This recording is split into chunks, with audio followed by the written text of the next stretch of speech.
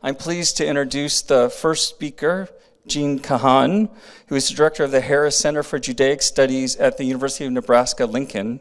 And Jean has worked on a number of issues also in the water-food domain, and will specifically discuss here ways to explain and resolve water security tensions in the Middle East, looking at a social perspective. So with that, I'll turn it over to Jean.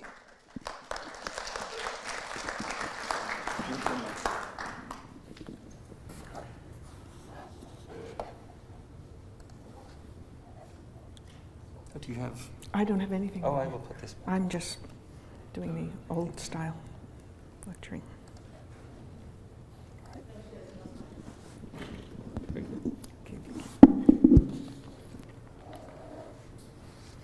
Well, every chance I get, like Ellie Rekes, I jump up and down about the underrepresentation of the humanities. I'm a philosopher, and so my task here this morning is to try and display, to show what possible help philosophy can be to the broader projects around water security.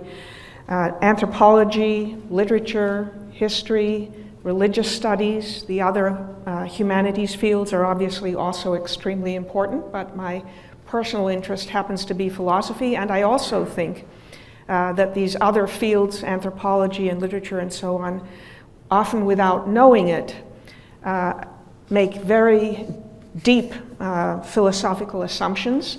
So philosophy is very much imbricated in the other fields, and that's why I think it's important to have a philosophical perspective.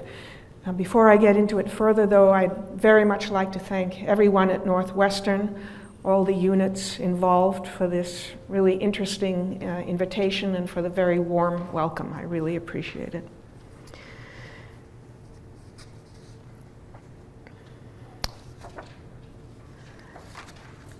Issues in regard to Middle East water security that incorporate philosophical concepts, and I'm not going to really explain what philosophy does. I hope that will become clear, and we can talk about it a little bit in the discussion if need be. Issues in regard to Middle East water security that incorporate philosophical concepts include the nature of power, the nature of national identity and nationalism, objective and subjective interests. What does it even mean to have an objective interest? The definition of needs, the definition of rights, concepts of justice and fairness, the nature of culture, and the question of how social norms get formed. And finally, also the nature and possibility of cooperation. These are all philosophical topics. Today, I'm going to consider 3 examples of issues relating to the Palestinian-Israeli conflict and how philosophy gets drawn into those. And I'm going to look at power, identity, and cooperation. In general, I will be trying to show that philosophy's main function is to clarify thinking, and it is emancipatory only in that sense. I am not claiming that it has any kind of redemptive function, which some philosophers would be likely to do. I'm very doubtful as to whether philosophy itself or the worlds which it studies are tending towards any sort of end state in which mind is reconciled with itself, or however you want to put it. Even less am I suggesting that political or military decision makers in the heat of a conflictual situation stop and study what philosophers would have to say. That would be absurd. Rather, philosophy's contribution lies in discussions within epistemic communities, think tanks, universities, research institutions of various kinds, and therefore in a very long-term and indirect influence on policymakers and domestic political coalitions. So I'll begin with the first concept, that of power, or as is often expressed today, the concept of hegemony. I begin with a widely recognized feature of Middle East water issues, that of power asymmetry between Israel and the territories governed by the Palestinian Authority, although we could equally well choose examples such as Egypt versus Ethiopia or Turkey versus Iraq. There is no disputing the superiority of the material and military resources currently available to Israel. How these material conditions came about is itself an enormous topic for historical investigation and a contentious matter. But in the last 10 years or so, another dimension has been added to power analyses, namely that of ideational power. This is especially noticeable in the work of the London School of Water Security Studies and the work, for example, of Mark Zeytoun and Jan Selby. Zeytoun, in a well-known book called Water and Power, returns again and again to the proposition that, in addition to its enormous material power, Israel has managed to construct a weighty form of ideational power by imposing certain narratives, discourses, and dominant ideas. In this way, it has achieved ideational dominance not only in the Middle East, but in the international community, in important Western donor countries, and in the communications media. Zeytoun and others use the word hegemony to describe this supposed situation of ideational dominance. The word is borrowed from the prison writings of the early 20th century Italian communist thinker Antonio Gramsci. According to Gramsci, hegemony is a structure of informal or indirect dominance in contrast to the direct dominance and coercive powers of the state, such as the prison system. Zeytoun seeks to demonstrate the existence of Israel's ideational power or hegemony through three examples. The first is Israel's apparent ability to halt Lebanon's Wazani Springs project in 2002. The second is Israel's master planning of the Palestinian water sector, and this in turn is evidenced by the water annex to the Oslo II Accords of 1995, as well as Israel's ability to shut down the Hadera Tulkarem project. The third example of Israel's hegemony is Israel's relentless discursive focus on needs, not rights, with regard to water. In all three cases, Zeytoun maintains, Israel has managed to gain the upper hand in the world's discourse about the Israeli-Palestinian conflict. It has been able to represent itself as well-intentioned and the Palestinians as obstructionist. I'm not going to be able to go into each of the three examples that Zeytoun gives. I'm just going to mention briefly the Wazani Springs dispute.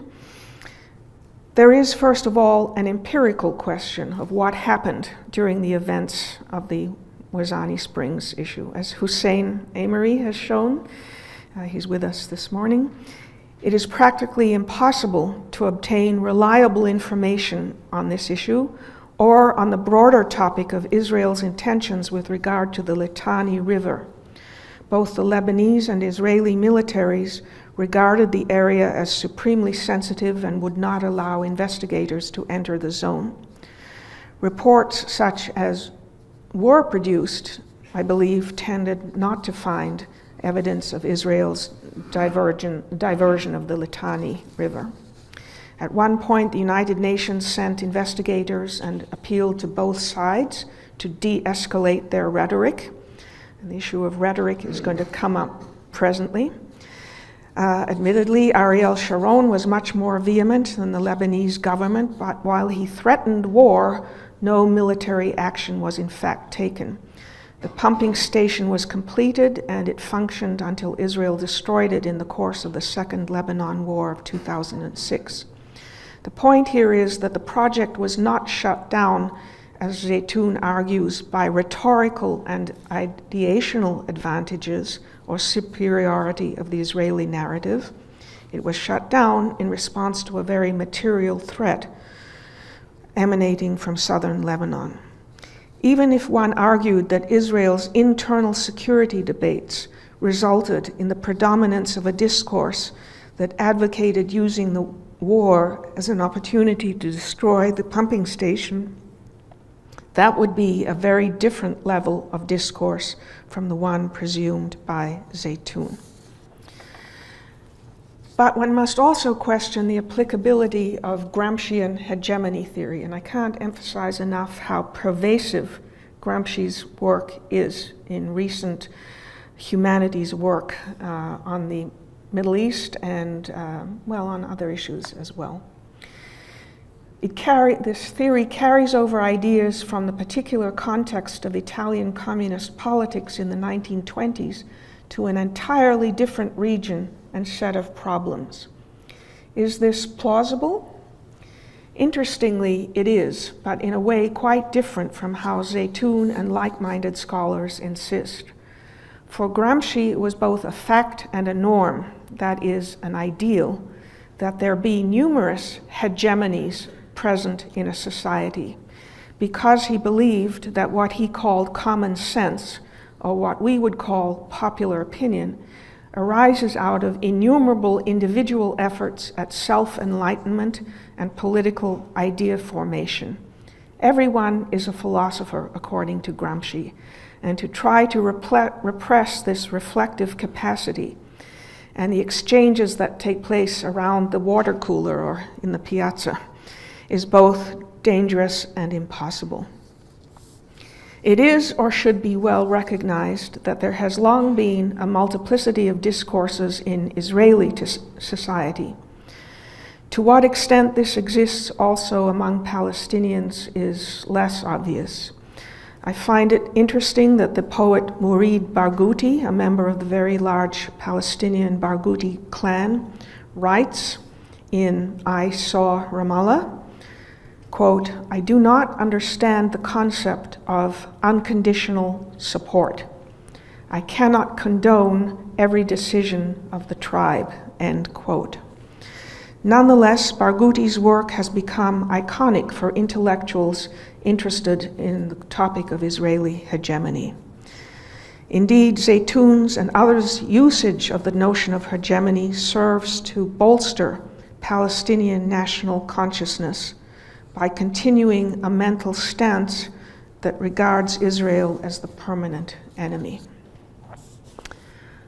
I would suggest that Israel's ideational hegemony is more myth than reality. Similarly, doubt may be cast on the reality of Egyptian hegemony in the Nile River basin. Whatever Egypt's power in the past, that is now being fairly successfully challenged by the weaker riparians. Ethiopia, Burundi, Kenya, Uganda, Rwanda, Tanzania, and Sudan have jointly been able to negotiate new agreements on sharing the Nile and have demonstrated that the power of a hegemon can be challenged. I also think we should be, I'm going to switch now from the question of power and what is the nature of power, material or ideational, to the question of national identity. I think we should be cautious in our view of society as an arena for the contest of ideas. Certainly, internally within any given society, there is the greatest value to what the philosopher John Stuart Mill called the marketplace of ideas. But in the international sphere, the mental image of conflict resolution through exchanges of ideas that what many Western academics have also derives not from the Anglo-American liberty tradition, but from the philosophical tradition of 19th century German idealism. This has been enormously influential, but I'm not sure how fruitful it is. The philosophical tradition I am referring to begins with Hegel's Phenomenology of Spirit, 1807, and a certain passage there called the master-slave dialectic. In this passage, very, very famous, through the struggles between master and slave, the slave gradually becomes stronger and the master gradually weaker. Initially, there was a struggle to the death, as the master sought not merely to exploit the slave, but more importantly, to obtain recognition of his own superiority. But over time, with the slave refusing this recognition and continuing to work, while the master becomes increasingly decadent, the slave succeeds in liberating himself. Thus, the very identities of master and slave are transformed through the dialectic or dialogic conversational process. Karl Marx would later apply this dialectic to the struggle between socioeconomic classes. Two very important Jewish philosophers, Franz Rosenzweig and Martin Buber, were influenced by it to form their own dialogic theories of man's relation to God. More recently, in the last third of the 20th century, the Hegelian dialectic became the basis for what is known as recognition theory, a way of interpreting relations among cultures and arguing for multiculturalism. As part of this trend, Hegel's dialectic was taken up by the contemporary philosopher Jürgen Habermas in his theory of communicative action. This theory places tremendous hope in humans' capacity to have rational, deliberative conversations on all matters. Habermas also appropriated the model of the natural sciences and how discussion takes place there. This Habermasian paradigm lies deep in the thinking of those who advocate dialogue between political opponents. It is a very broad project seeking to affect the culture or the thinking of entire societies. But one must raise the question, is a Habermasian type of dialogue seeking to change nations' ideas and identities really likely to produce solutions to the problems of the Middle East? The distinguished British philosopher Bernard Williams, a leading moral philosopher of the 20th century, late in life wrote quite extensively about political realism, and he argued as follows, quote, "We know that our and others' convictions have to a great degree been the product of previous historical conditions and of an obscure mixture of beliefs, passions, interests, and so forth. Moreover, the joint outcome of these things has often been that political schemes had perverse results. This means, among other things, that we take certain kinds of views of our allies and of our opponents. But remembering the historical conditions, we should not think that what we have to do is simply to argue with those who disagree." What he means here, end quote, what he means here is that we cannot treat situations of profound political disagreement as a conversation or Socratic dialogue in which we are all simply seeking the truth.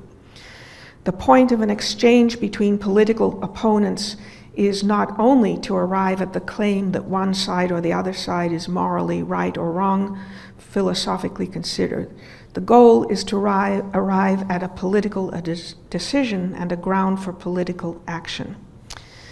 The result may be one in which one party to the exchange is regarded or may regard itself as having lost. So that's the Bernard Williams political realist position. The utility of underscoring, in case you think, well, this is all a discussion among philosophers, the utility of underscoring the idea of definitive winners and losers has just recently been discussed by certain strategists on the Jewish right. Daniel Pipes of the Middle East Forum, along with an emerging congressional caucus.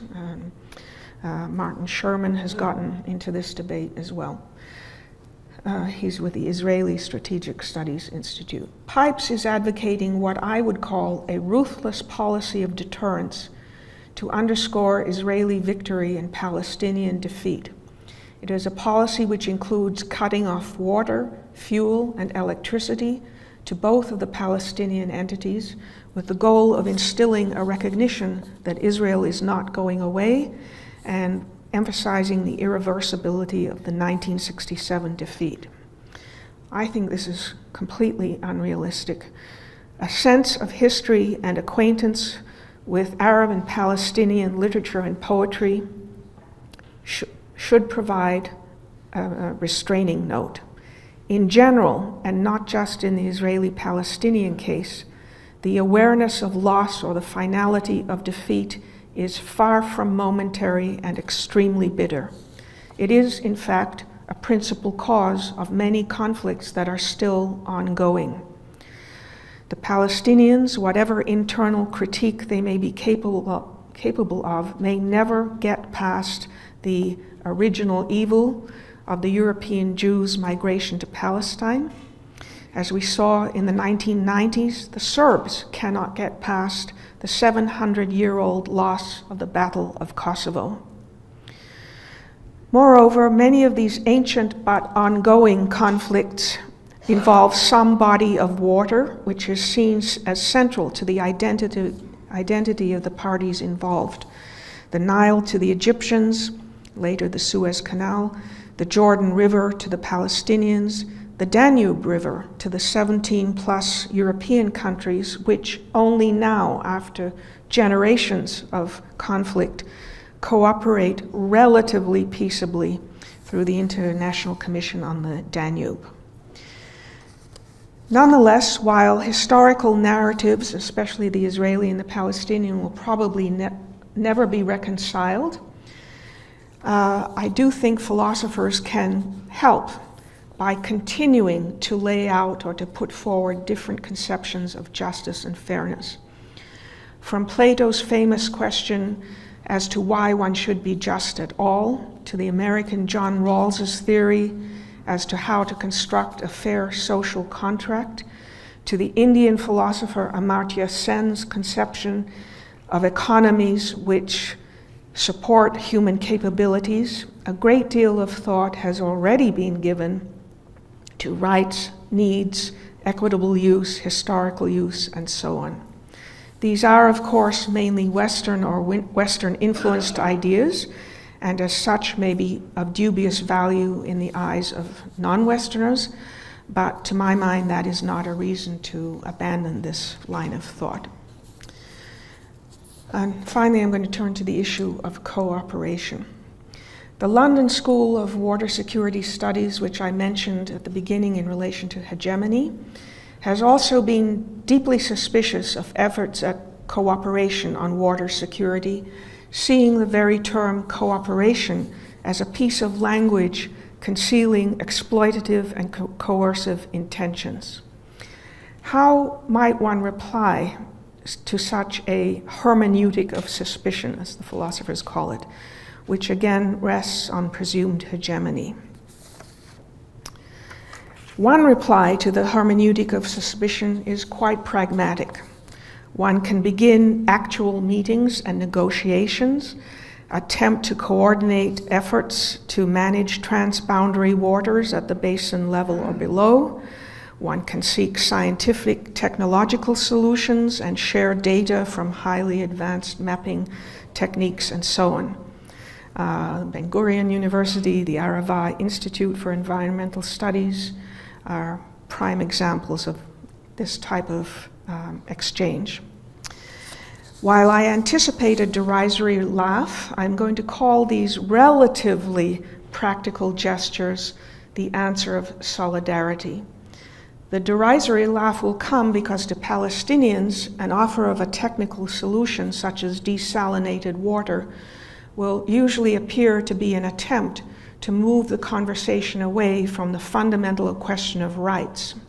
And it will also appear negated by the equally pragmatic tendency of the Israeli government to limit or cut off the water supply to Gaza and the West Bank under certain circumstances. Nonetheless, offers of coordination or cooperation on this level, scientific, technological level, are pragmatic as opposed to philosophical or conceptual, and I think not all that difficult to carry out as an act of human solidarity. A philosophical response, however, to the human hermeneutic of suspicion, in which every thought, act, or gesture is interpreted as having some perverse motivation, is much more difficult. Why do I say this? We are currently in a philosophical environment in which 2 times 2 is not necessarily 4. Or if it is 4, that's because some group of human beings have found it socially expedient to stipulate this. The notions of truth and truthfulness, as most Western philosophers until recently understood it, has been greatly undermined. The very statement that a scientific or technological solution is available for something should, in the eyes of many academics, be treated with skepticism. Thus, Samer Alatu, for example, I think he's at the University of Wisconsin-Madison, quote, "Scientific consensus is a techno-political arrangement that hides from view the inherent uncertainties in scientific practice on the one hand, and the very relations of power that produce it on the other. If this is the case, is the role of science to speak truth to power? What if science and what we take as scientific facts are already the results of relations of power and political maneuvering? How then can we trust science itself in the process?" Alatu, either consciously or unconsciously, is following a Gramscian line of analysis here. Gramsci too believed that science is a political activity inasmuch as it transforms men and makes them different from what they were before. In several scholarly papers, Alatu has sought to show a relationship between water and Jewish identity, focusing especially on the Mandate period up to 1948. He argues that the notion of water abundance became dominant among Zionist water experts, and this in turn affected immigration and settlement policy. To this type of scholarly analysis, a pragmatic response is clearly not sufficient. Alatu's main thesis is not one which can even be discussed in empirical terms. At issue here at bottom are the aims of philosophical movements, such as deconstructionism, critical constructivism, and the remnants of historical materialism, which place into doubt the legitimacy of contemporary scientific methods and traditional ideas of cause and effect. And I've lost my last page.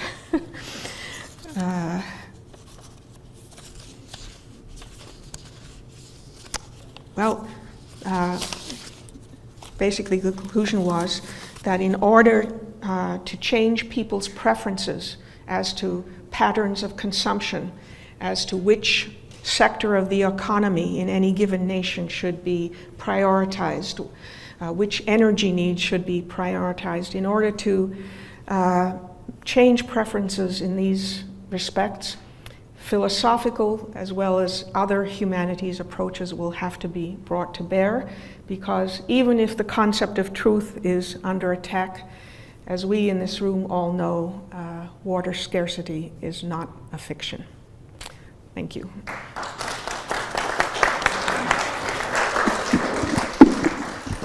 Thank you, Jean, for providing this framework for assessment of some of the central issues of use of water, conflict around water, and potential cooperation around water. And I'm sure everyone in the room recognizes that these issues are not only pressing in the Middle East, but also here in the United States. All right, so we have around 10 minutes for questions, so I'm happy to open this to the audience for questions for Jean.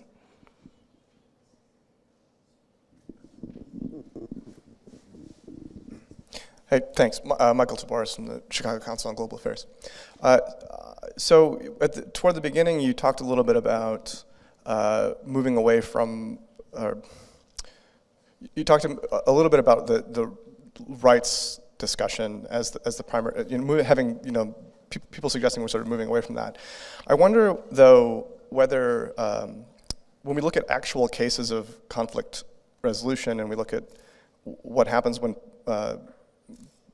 groups that are competing for resources negotiate over them, often the discussion starts with rights, but then frequently moves to interests, moves to needs, and then ultimately to interests. And we don't, just as an empirical matter, see a lot of agreement until they hit the discussion of interests particularly.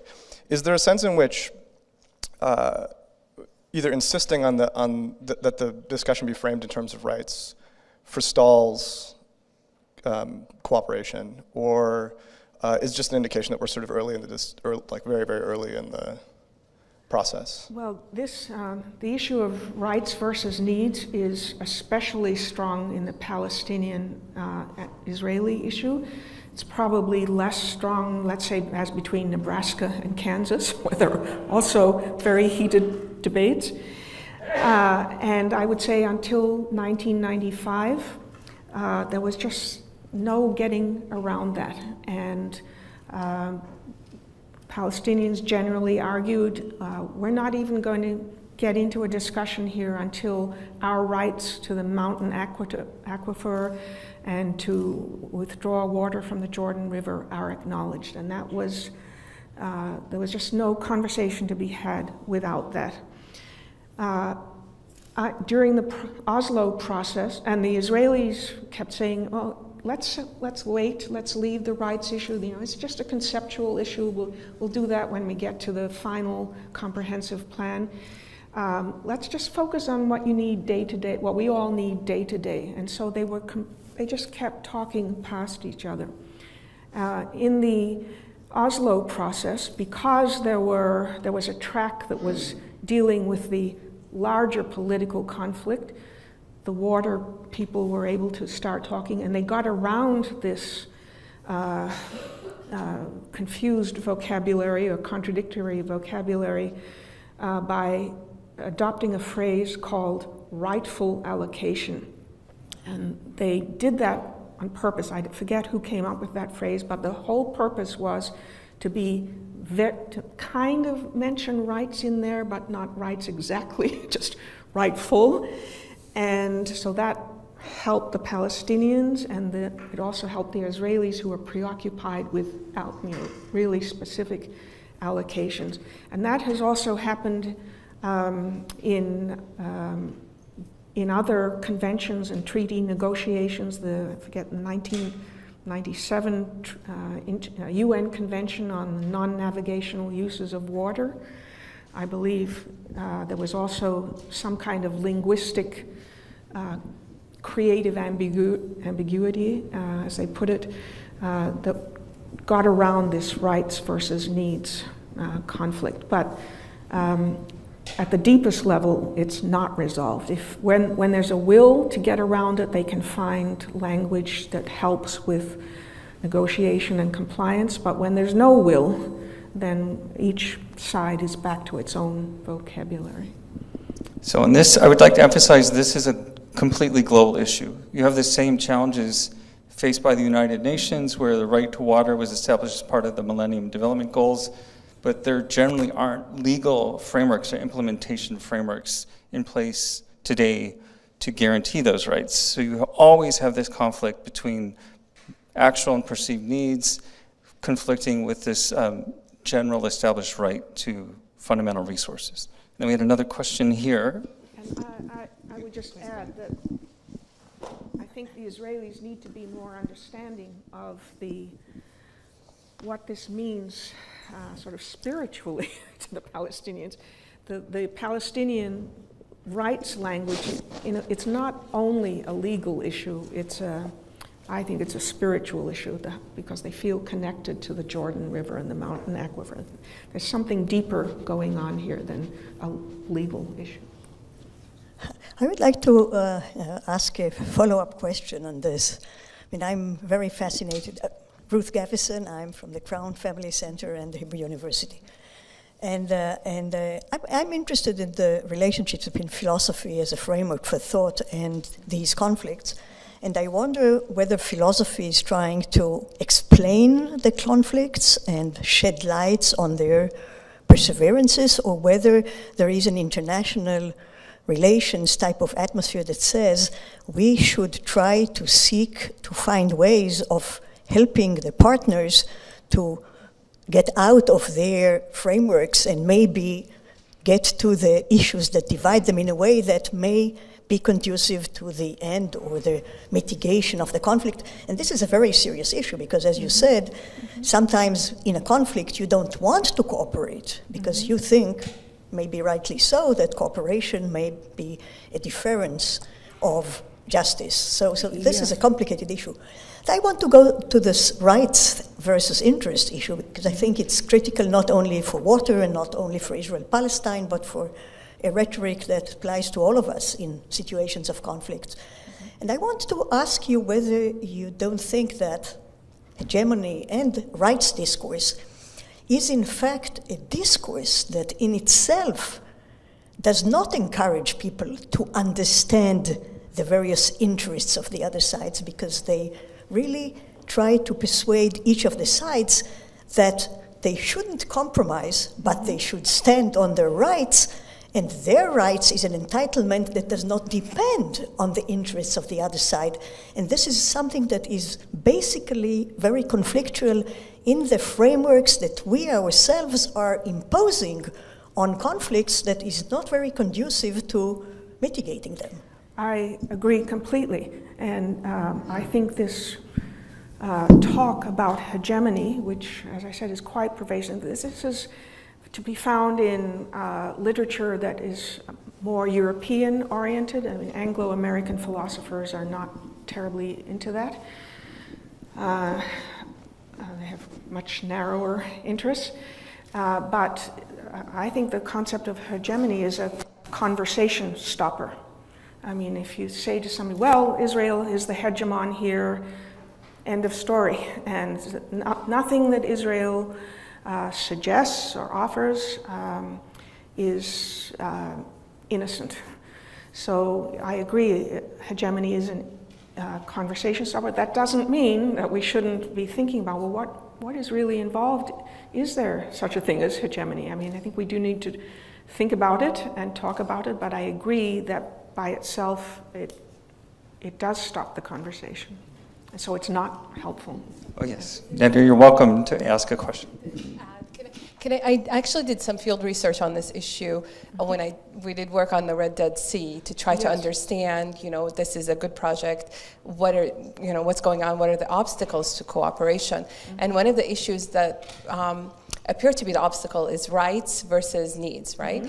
So to appreciate it, you have to, Miriam Loewy's book on the water of politics. Yes. So water and power. Water and power. Yeah. So water is getting caught up with, it's an issue of low politics getting caught up with the issue of high politics. So for the Palestinians, they need to have simply their rights recognized, right? To them, if you give me water, well, go ahead. Israel. Yeah, just let me finish, then you can correct me. Yeah. So I'm not correcting, I'm just amending. Okay. So if you give me water without recognizing my rights, you in fact take away my rights. Yes. So bottom line, I just want rights. Yeah. So for Israel, the fear is if I give you rights, then I have to recognize your rights to other things. Then I have to recognize your rights to statehood.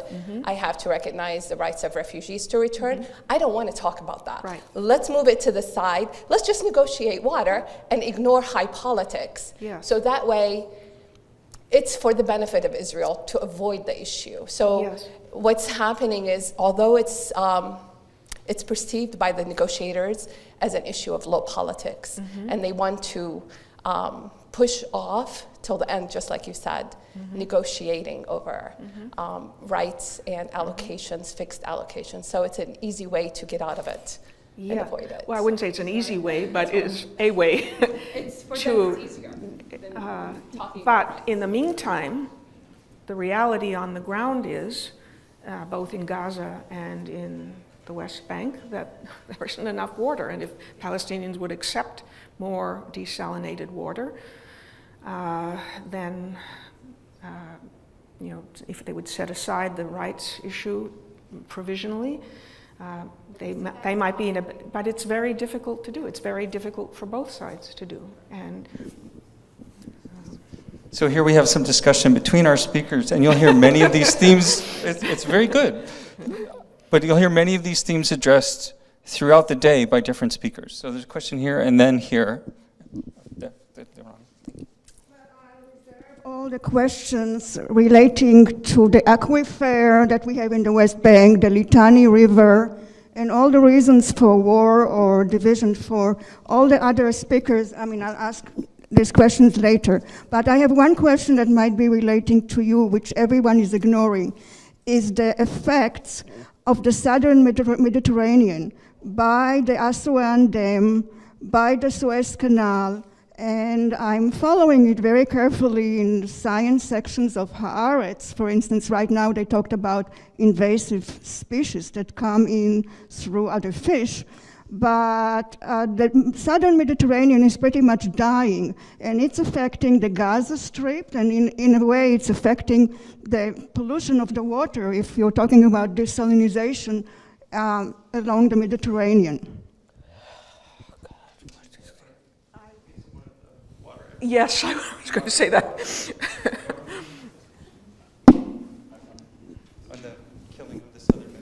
Yeah, I think that the question was a little bit compounded, but with respect to the impact on the Mediterranean, yes, there is an impact, and there are a lot of people that are concerned, but it's not just because of the Aswan Dam, it's not because of the canal, but it also because of overfishing in the Mediterranean over many, many years.